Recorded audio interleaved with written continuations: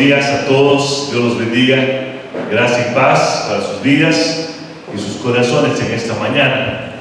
Quiero meditar en el Evangelio con ustedes y ir a través de un texto que hemos estado predicando hace unos meses en nuestra iglesia y yo creo que es un lindo texto, es una iglesia ejemplar que está en 1 Tesalonicenses, y que podamos ver esas características, esos rasgos de un evangelio que transforma, un evangelio que va más allá de solo las palabras.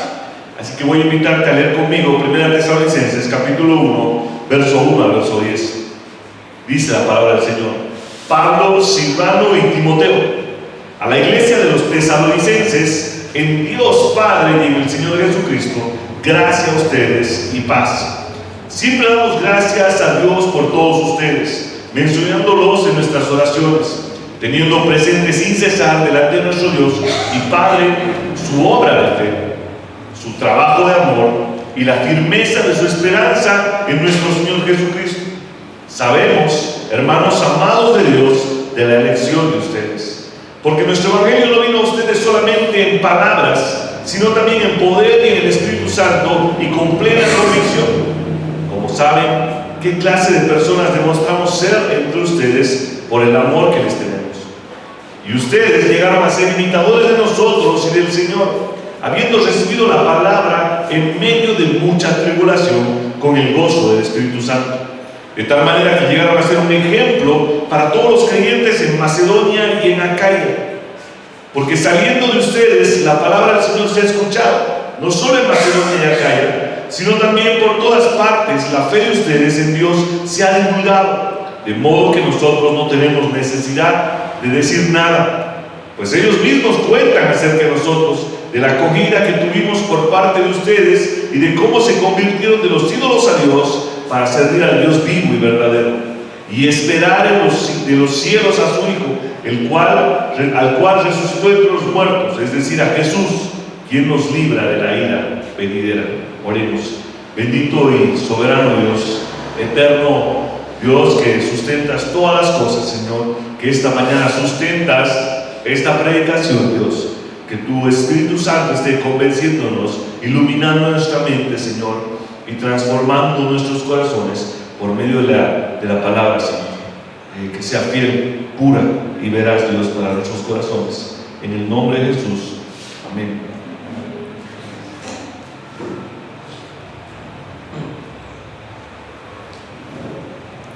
Las cartas de la iglesia a Tesalónica, las cartas a los tesalonicenses, fueron escritas en una época bastante dura.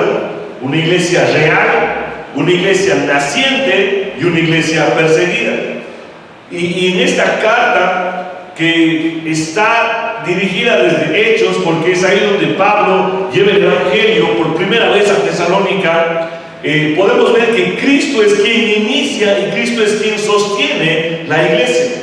No los hombres, no las estrategias, sino Cristo, cuando el verdadero evangelio y la fidelidad de la palabra de Dios es predicada. Pablo llega a Tesalónica después de ser perseguido en Filipos y básicamente escapando llega a esta ciudad de Tesalónica y empieza a predicar desde la Escritura que el Mesías iba a padecer y resucitar. Tesalónica en aquella época era una ciudad comercial, una ciudad puertiaria donde estaban judíos, había griegos, había ciudadanos romanos. Era una ciudad mixta, pero muchos de los judíos gentiles que habían creído en ese momento, cuando Pablo empieza a explicarles que Cristo debía padecer, morir y resucitar, Pablo se encargó de explicar, razonar, exponer, dice Hechos capítulo 17. Y algunos de los judíos, muchos griegos y muchas mujeres, dice la palabra, que empezaron a creer en el evangelio. Entonces ellos empezaron a transformar su ciudad. La ciudad de Tesalónica empezó a ser cambiada y transformada por un grupo, un puñado de judíos que habían creído, muchos griegos y muchas mujeres.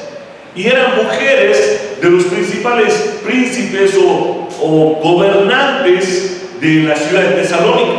Entonces no fue el método sino fue el evangelio puro que predicó Pablo el que dio fruto en Tesalónica. Entonces pasó algo. Aquellos judíos, llenos de envidia, llenos de celo por las viejas tradiciones, levantaron una turba y empezaron a perseguir a la iglesia. Y les llamaron: estos son los que trastornan el mundo. Entonces Jasón y un grupo de hermanos fueron arrastrados hasta la plaza pública de Tesalónica y fueron azotados, fueron maltratados. Ellos estaban empezando esta pequeña iglesia en Tesalónica en la casa de este hombre, en la casa de Jasón. Y Jasón y todos los hermanos, imagínense, un domingo en un culto, fueron arrastrados y llevados a la plaza pública en Tesalónica y dijeron: estos son los que están trastornando el mundo, estos son los que están predicando a otro rey, al rey Jesús. Pero vemos que Cristo protege a los suyos, así que pagan una fianza y son liberados. Ahí termina la historia. No tenemos más información de la iglesia en Tesalónica. Pablo tuvo que escapar de Tesalónica con todos los que estaban en aquel viaje misionero y no sabemos más. No sabemos, porque la última vez que Pablo los vio estaban siendo básicamente lastimados, maltratados en una plaza pública en Tesalónica, y cualquiera diría: esta iglesia no sobrevive más, esta iglesia acaba ahí. Así que hoy vamos a ver cómo la gloriosa obra del evangelio hace que la iglesia de Jesús y cada iglesia local que está viviendo el verdadero evangelio transforme sus vidas. Y ese evangelio que cambia, que transforma no solo la iglesia, sino ciudades enteras, va más allá de las palabras. Ese evangelio que transformó gente común, gente idólatra, gente pagana, en verdaderos seguidores de Jesucristo, que fueron capaces de ser azotados, perseguidos, y aún así el siguiente día del Señor ellos estaban juntos recibiendo el evangelio. Ellos estaban afectando a otros y siendo ejemplo. Hermanos, cuando una iglesia abraza el evangelio de Cristo, su fe produce fruto, su testimonio resplandece y su ejemplo se multiplica. Así que el día de hoy vamos a meditar en estas tres verdades. La primera: la gloriosa obra del evangelio produce verdaderos frutos en Cristo Jesús. Verso 1 al 3. La gloriosa obra del evangelio produce verdaderos frutos en Cristo Jesús. La segunda verdad en la que vamos a meditar es que la gloriosa obra del evangelio es más que solo palabras. Y finalmente vamos a ver que la gloriosa obra del evangelio atrae y afecta a otros. Entonces empezamos. La gloriosa obra del evangelio produce verdaderos frutos en Cristo Jesús. Pablo, Silvano y Timoteo, a la iglesia de los tesalonicenses, en Dios Padre y en el Señor Jesucristo, gracias a ustedes y paz. Siempre damos gracias a Dios por todos ustedes, mencionándolos en nuestras oraciones, teniendo presente sin cesar delante de nuestro Dios y Padre su obra de fe, su trabajo de amor y la firmeza de su esperanza en nuestro Señor Jesucristo. La carta comienza con la típica introducción, el saludo apostólico, pero esta vez son tres líderes, Pablo y dos líderes que se están dirigiendo a la iglesia de los tesalonicenses: Pablo, Silvano y Timoteo. Y yo creo que de alguna forma esto establece una conexión personal y autoritativa de Pablo hacia la iglesia que había plantado en aquella época, relacionando esa conexión y esa comunión que tenía Pablo con la iglesia de Tesalónica. Aquel grupo, recuerden esa breve historia que les conté, que está en Hechos 17, fue una iglesia que inició, fue una iglesia que se estaba levantando, pero empezó a ser perseguida. La casa de Jasón fue destrozada, la casa de Jasón fue perseguida, pero ahora son una iglesia. Ahora son la iglesia que está en Tesalónica. El ejemplo para muchas comunidades de fe. La verdadera iglesia da frutos en Cristo. Está ubicada en Dios. Fíjense cómo Pablo dice a la iglesia de los tesalonicenses: en Dios Padre y en el Señor Jesucristo, gracias a ustedes y paz. La frase "en Dios y en el Señor Jesucristo" resalta la identidad y la pertenencia de la iglesia, que fue fundada en Dios, fue fundada en Cristo. No solo son una comunidad geográfica, no solo son los que están en Tesalónica, ellos pertenecen a Dios. Ellos encuentran su valor en Dios. Y ese valor en Dios produce en ellos gracia, produce en ellos paz, porque se encuentran en Cristo. Y esta iglesia tesalónica es una iglesia que produce gozo a otros creyentes. Hermanos, esta iglesia produce contentamiento, agradecimiento. Pablo, Silvano y Timoteo están dando gracias a Dios porque son una iglesia que ha mostrado frutos. ¿Se imaginan? Es una iglesia que ellos dejaron básicamente destruida y años después están recibiendo cartas de esta comunidad y saben que los hermanos están bien, saben que el evangelio sigue siendo predicado, saben que ellos se comprometieron con el mensaje de la palabra del Señor. Es una iglesia que es de las oraciones de estos tres hombres que llevaron el evangelio. Pablo no está agradeciendo a los tesalonicenses, está agradeciendo a Dios porque ellos saben que han sido puestos en Cristo. Pablo no está agradeciendo a ellos como que han hecho excelente trabajo, sino a Dios porque Dios ha producido fruto en ellos para llevar la verdad. ¿Qué fruto han producido? Han creído en el evangelio, están ubicados en Cristo y esto produce frutos. Produce frutos porque están sobrepasando dificultades, están continuando con la iglesia a pesar de la tribulación, la angustia y la persecución. Pero ellos tienen tres frutos que Cristo ha producido en sus vidas. Es una triple mención de tres cosas: vuestra obra de fe, trabajo de amor y paciencia de esperanza. Eso es lo que Pablo, teniendo presente sin cesar delante de nuestro Dios y Padre su obra de fe, su trabajo de amor y la firmeza de su esperanza en nuestro Señor Jesucristo. El evangelio verdadero ha producido en ellos frutos. La gloriosa obra de Cristo ha producido una fe en ellos, una obra de fe que es algo que actúa, que hace, una fe que va más allá de solo palabras. Es una fe que está santificándolos, es una fe que les está permitiendo abandonar a sus ídolos para seguir a Cristo. Pero esta fe no es solo una fe muerta, es una fe que realmente está produciendo en ellos también amor, porque es una iglesia que muestra amor los unos por los otros. Es una iglesia que está mostrando amor a los viajeros. Ellos están recibiendo a otros hermanos. Es más, Pablo menciona esto más adelante, dice que ellos son conocidos por su ejemplo de ser hospitalarios, de recibir a otros. Están cuidando de Pablo, están cuidando de otros hermanos. Su ejemplo ha sido conocido en Acaya y en otras ciudades alrededor del Imperio Romano en aquella época. Así que ellos están creciendo en fe, en una fe que salva, en una fe que cambia y transforma. Están amando los unos a los otros, están cuidándose, están proveyendo, están cuidando cada uno sus vidas, pero también están cuidando a otros que estaban pasando a la iglesia. Y además ellos eran los que esperan. Estaban en medio de todo eso esperando a Jesús en la segunda venida, sabiendo que Él regresará y serán librados de sus problemas presentes y futuros cuando Cristo vuelva. Pues ellos eran una comunidad que tenía tres frutos: fe, amor y esperanza.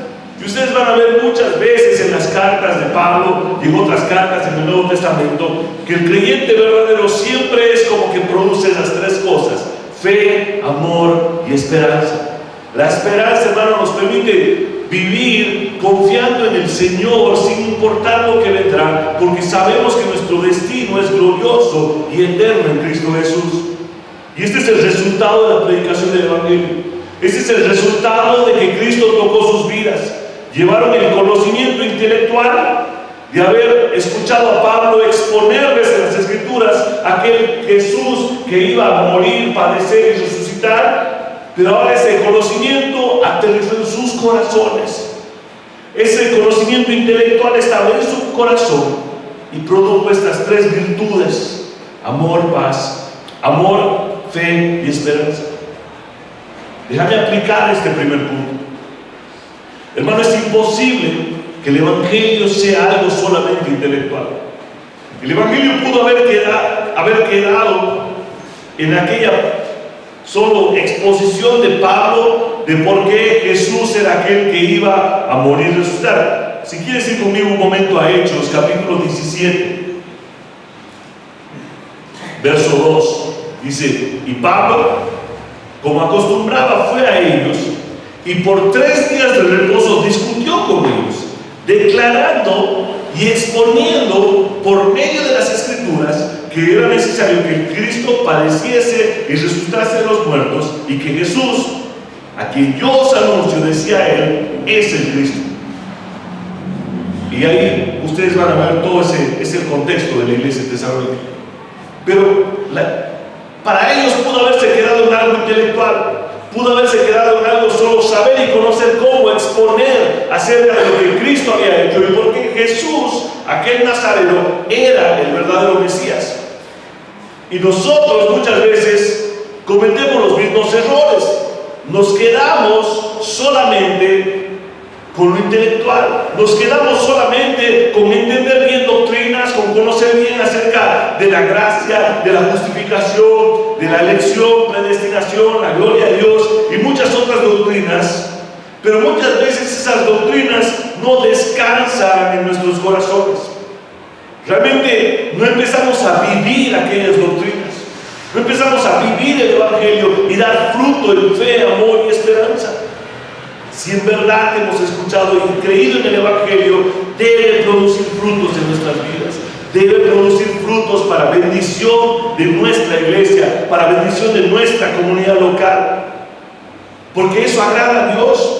Pablo da gracias a Dios por ellos, porque ellos mismos no producieron nada, sino que Dios está produciendo frutos en medio de ellos.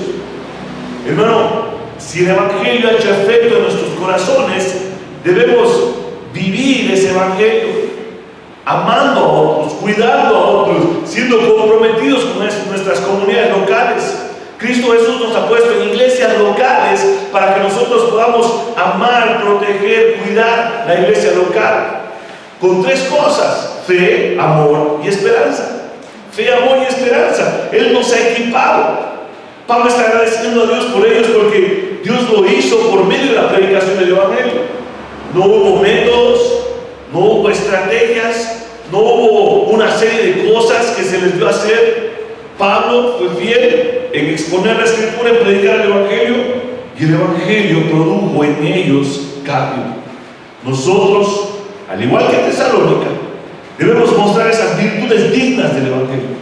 Si en verdad hemos escuchado la palabra de Cristo, deberíamos tener esa trilogía de virtudes: fe verdadera, una creencia sólida, convicciones profundas que nos permiten vivir el Evangelio, este Evangelio que ama, este Evangelio que cuida, este Evangelio que consuela, una vida que ama, algo que debemos hacer, amarnos los unos a los otros, amar a los de afuera, amar a los de casa, pero el amor debe ser una marca constante de aquel que ha conocido a Cristo. El amor debe ser una marca. Y finalmente una esperanza genuina, porque en un mundo donde la persecución, donde la falta de economía, en un país donde todo se está desmoronando, nuestra esperanza no puede estar en un nuevo plan de gobierno, no puede estar en una nueva cotización del dólar. Nuestra esperanza debe estar en aquel Jesús que un día regresará, sin importar la situación presente o los sufrimientos que podamos padecer. Y eso me lleva al segundo punto: decirte que la gloriosa obra del Evangelio produce frutos y va más allá de las palabras. Verso 4 al 5.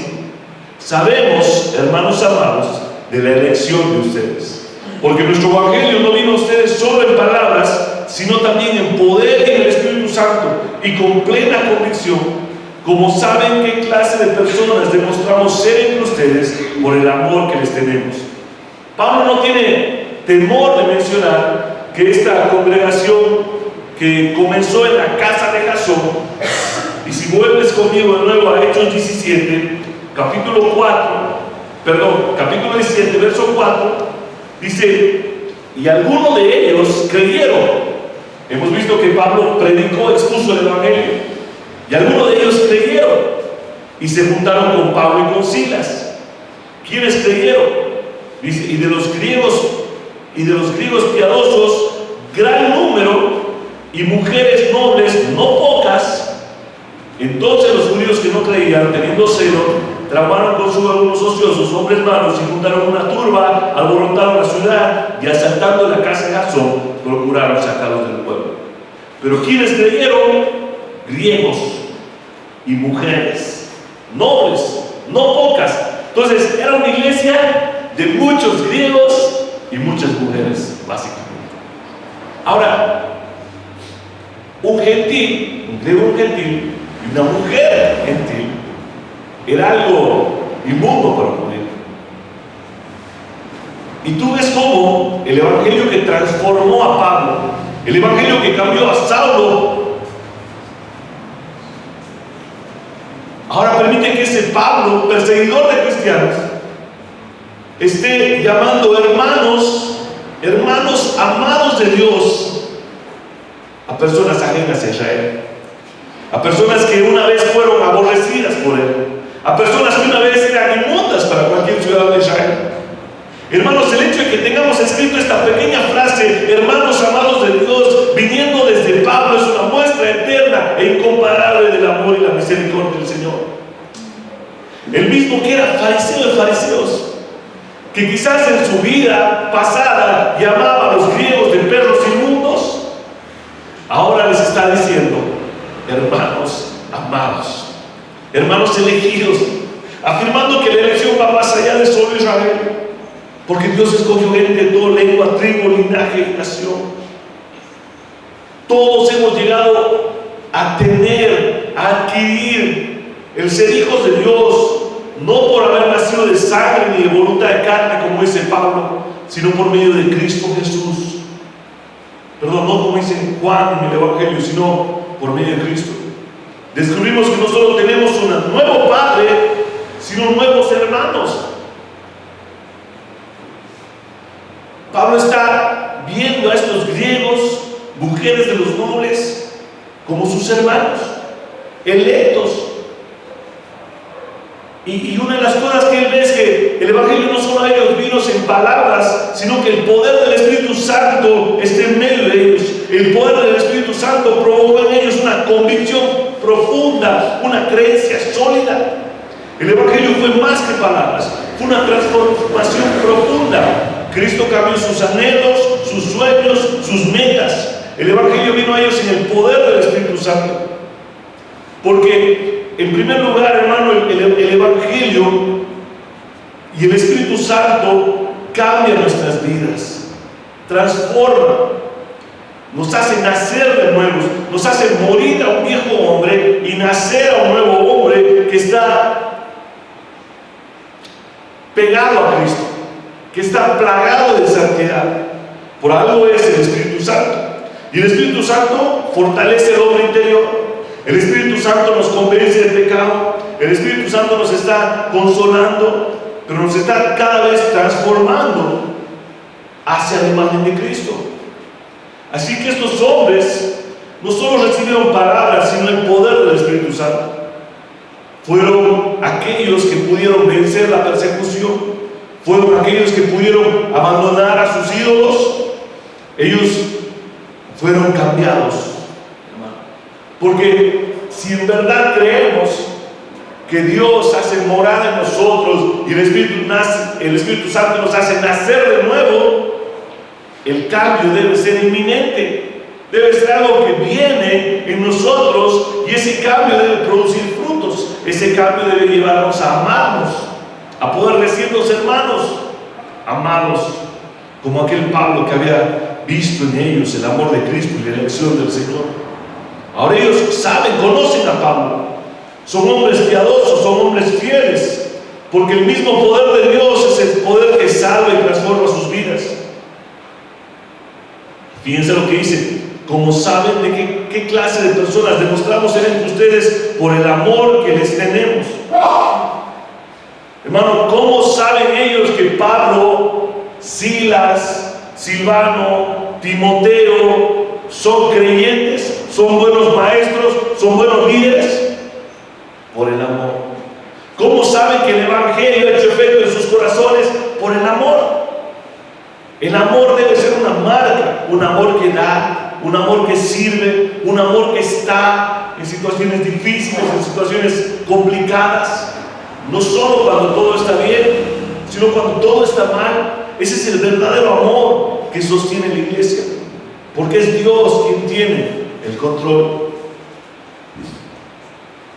No fue Pablo, no fue su experiencia, no fue su elocuente forma de predicar, fue Dios por medio de su Espíritu Santo. Porque Pablo, hermano, era un hombre que a veces predicaba con temor, con temblor. Los Corintios dicen, Pablo era como un hombre débil, que era un hombre que predicaba como con temor, con temblor. Pablo defiende esa debilidad también. Y hoy en día, hermano, no es el ministerio de fulano de tal, como si procediera de alguien que tiene todo el poder. Si no hay resultados, muchas veces decimos, es culpa del predicador. Pero, hermano, el Señor tiene el control de su iglesia. No fue Pablo, no fue los colaboradores, fue el Espíritu Santo, fue el Señor, fue Dios. Estos hombres, Pablo, Silas, Silvano y Timoteo, confiaron en el Evangelio y en el Espíritu Santo, y el Evangelio y el Espíritu Santo hizo la obra en la iglesia de Tesalónica. Algunos de ustedes pueden recordar, para aplicar este segundo punto,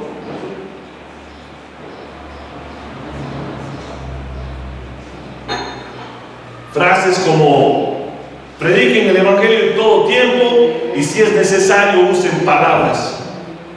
Pues frases como estas muchas veces son una tontería. Pablo dice aquí que el Evangelio no fue solamente en palabras, porque las palabras sí son importantes, porque el Evangelio es un mensaje, el Evangelio es algo que debemos hablar, que debemos predicar a otros. Por eso no basta solo. Muchas veces cuando escuchamos este tipo de frases, creemos que el Evangelio es una especie de algo moral, que simplemente mostramos cosas.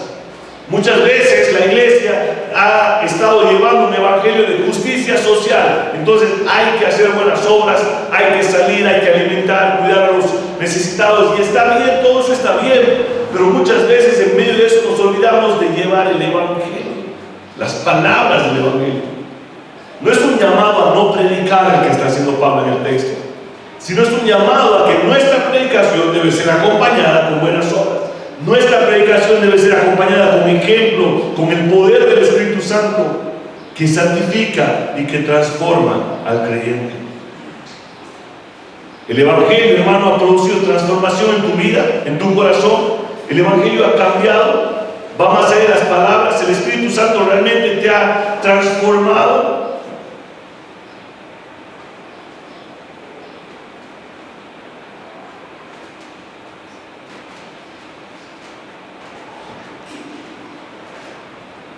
¿Cómo sabes que el Evangelio te ha transformado? ¿Cómo sabes? Porque hay fruto, porque el Espíritu Santo te está convenciendo de pecado, porque estás creciendo en fe, amor y esperanza. Pero por una última cosa, por un último punto que tiene el texto. Y eso me lleva a ese último punto, porque la gloriosa obra del Evangelio afecta a otros. Porque la gloriosa obra del Evangelio atrae a otros. Porque la gloriosa obra del Evangelio muestra algo diferente, algo digno de imitar. La gloriosa obra del Evangelio atrae y afecta a otros. Versos 6 al 10. Y ustedes llegaron a ser imitadores de nosotros y del Señor, habiendo recibido la palabra en medio de mucha tribulación, con el gozo del Espíritu Santo. De tal manera que llegaron a ser un ejemplo para todos los creyentes en Macedonia y Acaya. Porque saliendo de ustedes, la palabra del Señor se ha escuchado, no solo en Macedonia y Acaya, sino que también por todas partes la fe de ustedes en Dios se ha divulgado. De modo que nosotros no tenemos necesidad de decir nada, pues ellos mismos cuentan acerca de nosotros, de la acogida que tuvimos por parte de ustedes, y de cómo se convirtieron de los ídolos a Dios para servir al Dios vivo y verdadero, y esperar de los cielos a su Hijo, el cual resucitó entre los muertos, es decir, a Jesús, quien nos libra de la ira venidera.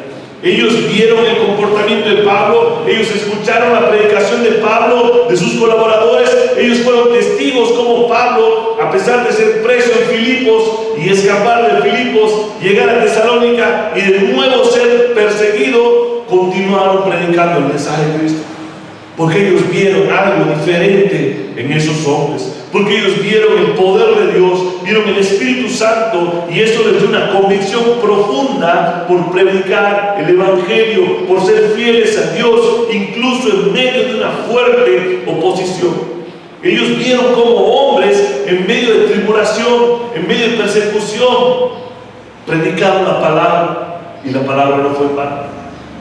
Ellos fueron, hermano, una iglesia que se quedó sin su pastor, quizás en la primera semana.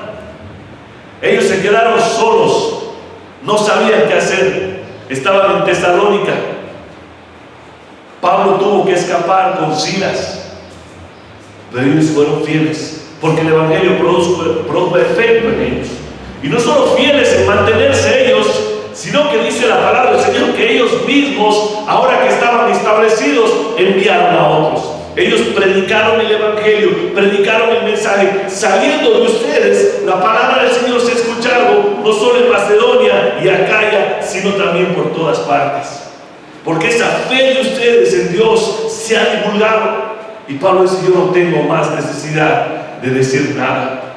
Porque los elegidos de Dios en Tesalónica recibieron la palabra, recibieron el Evangelio en medio de tribulación, después de haberse quedado sin sus líderes. En sus primeros cultos generaron una revolución en Tesalónica, fueron perseguidos, dijeron: estos son los que trastornan al mundo, y luego fueron arrastrados, se quedaron solos, pero el Evangelio fue mayor, porque recibieron el Evangelio con gozo, incluso en medio de tribulación. En otras palabras, Pablo está diciendo que las tribulaciones y los demás sucesos que los misioneros habían tenido que soportar en Tesalónica, así como su manera de actuar en medio de ellas, lejos de quitar o marchitar el Evangelio, produjo manifestaciones puras e integridad en la vida de ellos. Gracias a ello, ellos crecieron en fe, en solvencia. Su comportamiento cambió.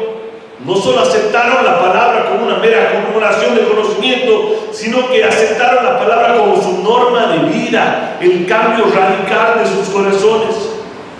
Por eso es que son hombres y mujeres dignos de imitar. Son ejemplos para los creyentes de Macedonia y Acaya. Y si pones un mapa en la época del Imperio Romano, esto es casi toda Grecia. Ellos han afectado a una nación entera.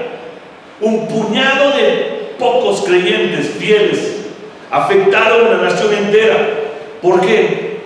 Por el poder del Evangelio y sus propias vidas que fueron fieles.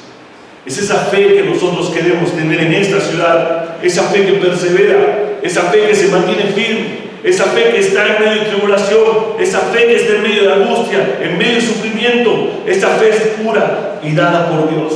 Y esa fe, hermano, necesita ser conocida allá afuera, porque saliendo de ustedes la palabra del Señor se ha escuchado, no solo en Macedonia, sino también por todas partes, de modo que no tenemos necesidad de decir nada.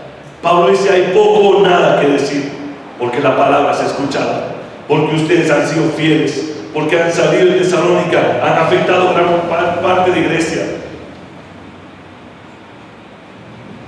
Hermanos, ellos no dejaron de predicar.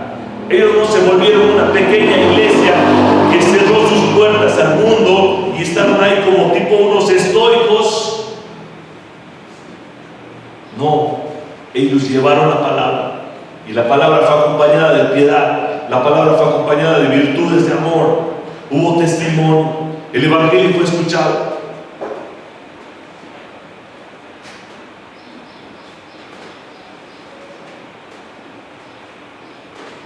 Hermano, no, nosotros también somos heraldos, somos aquellos que debemos llevar esa verdad. Todo predicador del Evangelio, todo creyente, no es alguien llamado a llevar un sonido nuevo, sino ser el eco de la voz de Dios, ser el eco de lo que Dios ya dijo en su palabra, reproducir fielmente el sonido del Señor. No somos una especie de poetas que vamos a venir aquí a inventar algo nuevo. Hermano, hay una sola cosa que tenemos que hacer: ser fieles a la palabra del Señor. Y esa fidelidad debe producir en nosotros compromiso, amor y cuidado. ¿Cómo sabemos que fue escuchado el Evangelio? Porque hay frutos de piedad. Hay otras iglesias, hay más creyentes. Ellos mismos están dando testimonio de esta pequeña iglesia que comenzó en la casa de Jasón. Dice, pues ellos mismos cuentan acerca de nosotros, de la acogida que tuvimos por parte de ustedes y de cómo se convirtieron de los ídolos a Dios para servir al Dios vivo y verdadero y esperar de los cielos a su Hijo, el cual resucitó entre los muertos, es decir, a Jesús, quien nos libra de la ira. Ellos se convirtieron, ellos eran idólatras, servían a otros dioses, servían a ídolos, a estatuas. Tesalónica, una ciudad multicultural, estaba llena de cosas que prometen seguridad. En primer lugar era el César, el ídolo del poder, el César. Luego estaba Afrodita o Dionisio, algunos dioses que prometían placer, y sus cultos eran llenos de placer, orgías y otras cosas. Carius en la época era el dios de la prosperidad, era un dios que les prometía bendiciones materiales. Zeus era su dios de la protección. Pues ellos mismos tenían estos ídolos, y Pablo dice cómo ustedes se han convertido de sus ídolos para servir al Dios vivo y verdadero. Y hoy en día, hermano, estos ídolos siguen vigentes: éxito, nuestros cuerpos, dinero, poder, comodidad. Y muchos de nosotros, a pesar de haber escuchado el Evangelio, seguimos sirviendo a nuestros viejos ídolos, al poder, la comodidad, el dinero. Y el mensaje sigue siendo el mismo: convertirse de los ídolos al único Dios vivo y verdadero. Pero ¿sabes qué produce el Evangelio en ellos? ¿Sabes qué produce haber abandonado a sus ídolos? Servicio. Ahora sirven al Dios vivo y verdadero. No han adaptado sus ídolos a su fe, no han cambiado sus ídolos y ahora mimetizado a sus ídolos y decir, esto es lo que ahora queremos. Ellos han separado, han alejado a sus ídolos. Ahora son creyentes que esperan a Cristo, el Hijo del Dios vivo, el único que puede librarlos de la ira venidera. Dejar los ídolos y volverse a Dios provoca esas dos cosas en ellos. Fíjense, servir a Dios, es decir, una conversión que produce en ellos una vida de servicio, de compromiso, de amor a Dios. No solo salvarse, sino que algo cambió en esta iglesia, algo transformó Tesalónica. Y en segundo lugar, produjo la espera de Cristo. Y esperanza, una vez más, es parte del texto. Esperanza verdadera. El servicio de Dios no es nada si nuestra meta no está también en esa esperanza, que Cristo está haciendo todo y un día volverá. Las últimas frases de este capítulo 1 dice: y esperar en los cielos a su Hijo, el cual resucitó entre los muertos, es decir, a Jesús, a quien nos libra de la ira venidera. En pocas palabras, el apóstol Pablo nos enseña mucho acerca de Cristo en esta frase, acerca de su esperanza futura y acerca de la obra de la cruz. Sus palabras nos dicen que es el único que puede librarnos de la ira venidera. Aquel Cristo que murió, que resucitó de los muertos, un día volverá. Y un día, hermano, seremos libres, no solo de las aflicciones del mundo, sino de todo el dolor. Pero principalmente seremos libres del castigo futuro, de la ira de Dios. Y aquí tenemos que afrontar un tema que no es popular hoy en día. Desde nuestros púlpitos es muy difícil hacer énfasis en el carácter de la ira de Dios. Muchas veces queremos predicar solo el amor, la misericordia, la bondad de Dios. Pero ahora Dios nos llama en este texto a predicar acerca de su ira, porque su ira es real. Un día la ira de Dios castigará la perversidad de los corazones humanos. Un día de Dios el juicio vendrá sobre los incrédulos y traerá condena eterna al pecador. Nuestro Dios de ira, cuya justicia se indigna con la maldad del mundo, un día traerá fin. a todo el dolor, a toda la maldad. Dios es un Dios de amor, pero también es de ira. De ahí es algo que nosotros debemos meditar cada mañana y amar el Evangelio, amar su salvación. Esto debe hacerte capaz de abandonar tus ídolos, abandonar tus deleites para servir al único Dios vivo y verdadero. Así que, hermano amado, el Evangelio debe traer a tu vida amor, algo que afecta a otros, algo que realmente transforma a otros.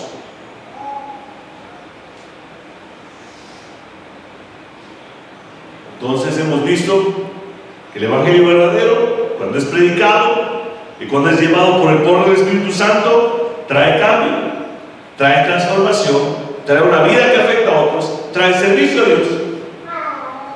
Y yo te pregunto, para aplicar un poco este último punto, ¿qué cambios ha producido Cristo en tu vida?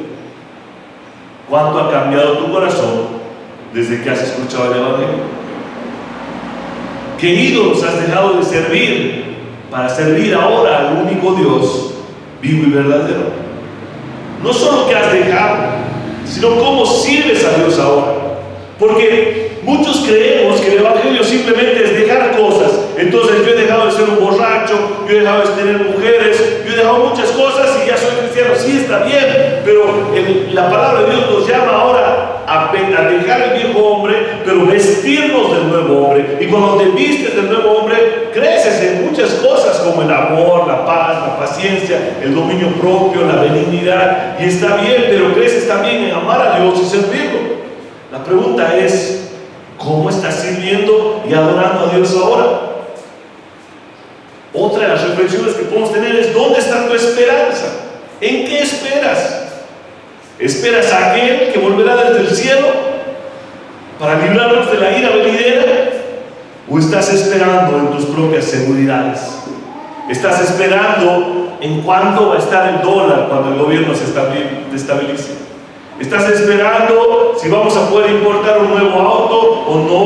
¿O estás esperando en, no sé, tantas cosas? ¿O realmente tu seguridad, tu esperanza está en Cristo? Y esperar en Cristo no es pasividad, es esperar sirviendo con gozo, sabiendo que Él volverá. El Evangelio, hermano, que transformó Tesalónica, el Evangelio que transformó Tesalónica, muchos griegos, muchas mujeres en la casa de Jasón, es el mismo Evangelio que hoy predicamos, que tiene que transformar Tarija. No podemos no transformar Tarija. Si vivimos más allá de las palabras, el Evangelio que llegó a Tesalónica en medio de persecución es el mismo que llegó a nosotros, no solo con palabras, sino con poder del Espíritu Santo y con plena convicción, y que el Señor nos halle sirviendo fieles al único Dios verdadero y afectando a otros con el mensaje de la cruz. Porque no es un Evangelio diferente, es el mismo Evangelio. Así que esa gloriosa obra del Evangelio, de frutos en Jesús, que esa gloriosa obra del Evangelio vaya más allá de las palabras, y que esa gloriosa obra del Evangelio atraiga y afecta a otros. Hermanos, somos su iglesia. Es la primera carta en todo el Nuevo Testamento que tenemos de ejemplo a una iglesia. Casi siempre hay de ejemplo a líderes, a Pablo, pero la única iglesia que se pone de ejemplo es esta iglesia, Tesalónica. Así que ellos son un ejemplo para nosotros. Son un ejemplo de fidelidad, de predicación del Evangelio, de ser una iglesia que va, evangeliza, que planta otras iglesias, que ve la Mesías en su ciudad, en su país, y predicaron. Y nosotros también debemos ver esta iglesia como un ejemplo para comprometernos con nuestra iglesia local, con nuestros hermanos, con amarlos, pero también con llevar allá afuera el mensaje de la cruz. Más allá de las palabras, que nuestro testimonio sea una clara muestra de nuestra elección. Podemos dominar las doctrinas de la gracia, podemos ser expertos acerca de la reforma, pero cómo vives determina, hijo y hermano, de quién eres. Si somos hijos de Dios y somos hermanos los unos de los otros por medio del Evangelio, el hecho de cómo vivimos muestra esos frutos.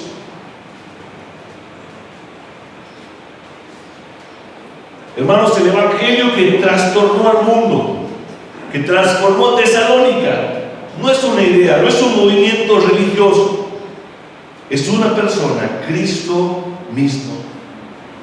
Cristo no vino con discursos, sino vino con una vida que se entrega.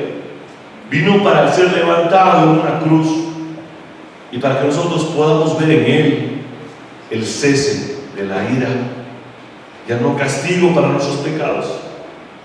Así que como los tesalonicenses se convirtieron de los ídolos a Dios, así también nosotros hoy somos llamados para dejar los falsos dioses de este siglo: autosuficiencia, éxito, placer, egoísmo.